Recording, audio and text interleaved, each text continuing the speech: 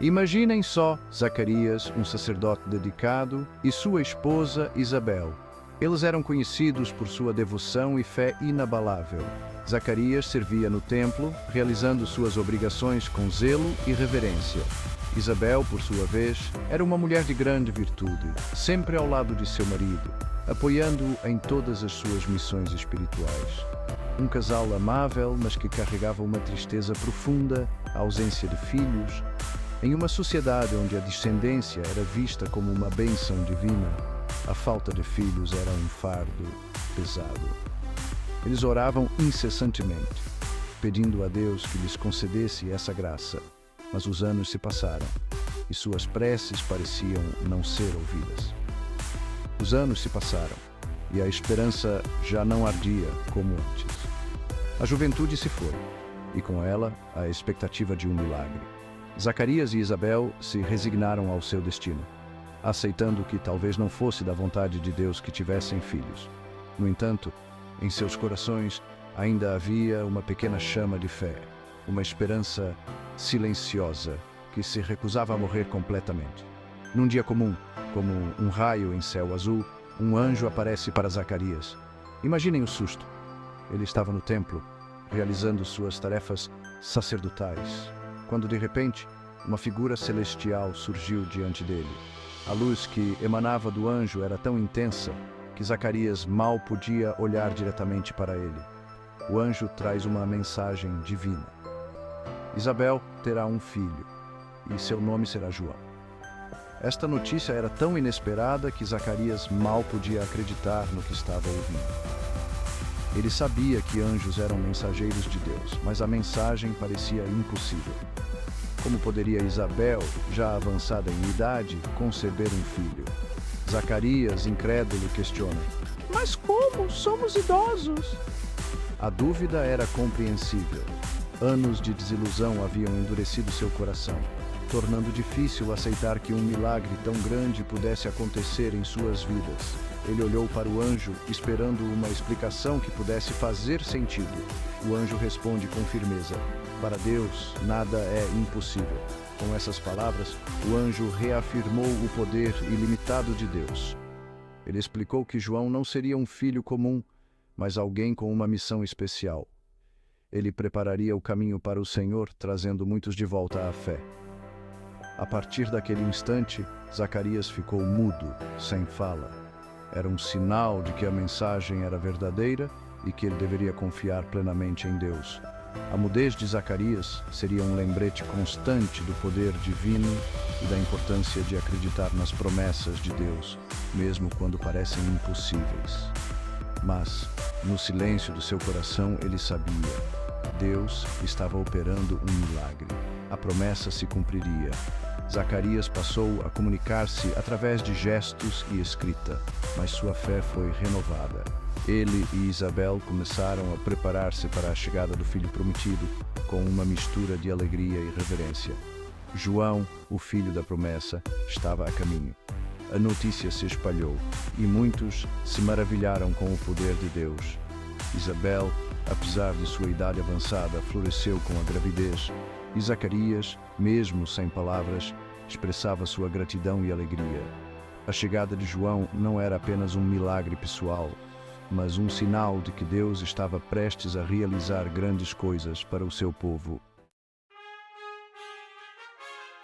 Isabel, prudente, escondeu sua gravidez por 5 meses. Era compreensível, não é?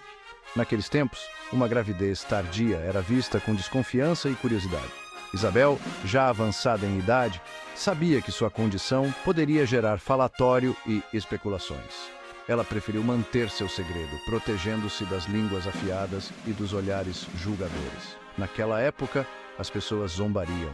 A sociedade era rápida em julgar e lenta em compreender. As mulheres, especialmente, eram alvo de críticas severas. Isabel, no entanto, mantinha-se firme em sua fé e esperança.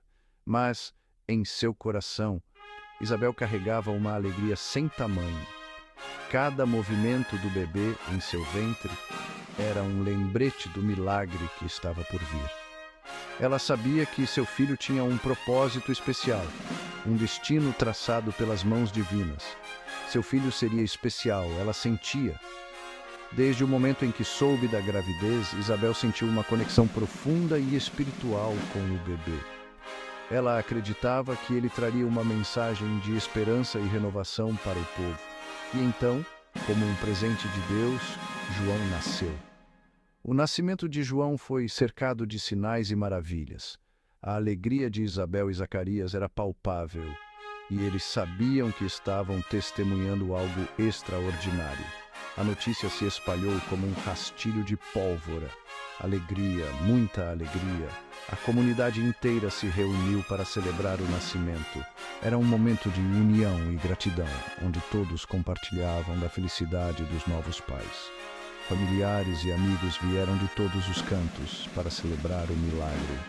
Eles trouxeram presentes e palavras de bênção, enchendo a casa de Isabel e Zacarias com risos e cânticos de louvor.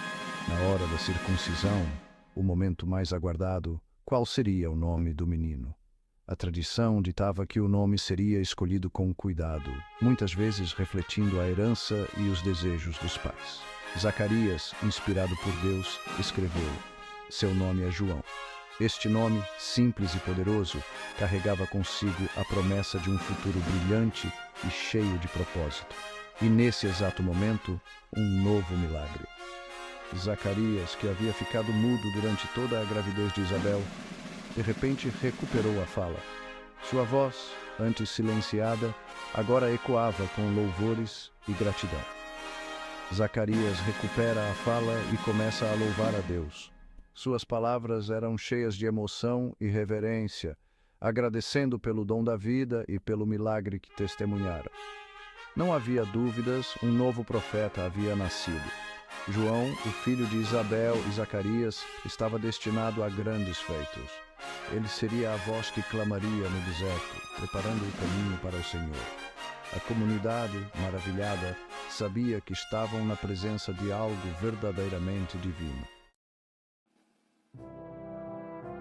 João cresceu no deserto, longe de tudo. Desde pequeno, ele estava acostumado com a vastidão do deserto, com o calor escaldante durante o dia e o frio cortante à noite. Ele conhecia cada grão de areia, cada rocha, cada sombra que o deserto oferecia. Sua roupa? Pelos de camelo. João não se importava com a moda ou com o conforto. Ele vestia o que estava disponível, o que a natureza lhe oferecia. Os pelos de camelo eram ásperos, mas resistentes, protegendo-o das intempéries do deserto. Sua comida? Gafanhotos e mel silvestre. João vivia da terra, comendo o que encontrava. Os gafanhotos eram uma fonte de proteína, e o mel silvestre uma doçura rara no deserto. Ele se alimentava do que a natureza lhe proporcionava, vivendo de maneira simples e austera. João era diferente, era único. Sua aparência, suas roupas, sua dieta, tudo nele era singular. Ele não se conformava com os padrões da sociedade, vivendo de acordo com suas próprias convicções e a missão que sentia em seu coração. Ele se preparava para a missão que Deus havia lhe confiado. Passava horas em oração e meditação, buscando orientação e força. O deserto era seu refúgio, um lugar de encontro com o divino, onde ele podia ouvir a voz de Deus sem distrações. João Batista seria a voz que ecoaria a mensagem divina. Ele sabia que tinha um propósito maior, uma missão de preparar o caminho para aquele que viria depois dele. Sua voz seria um chamado ao arrependimento e à transformação. E assim, João começou a pregar.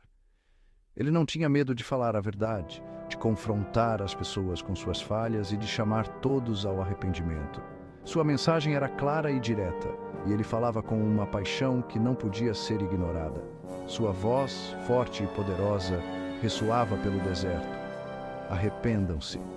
O reino dos céus está próximo. Cada palavra que ele proferia era carregada de convicção e urgência.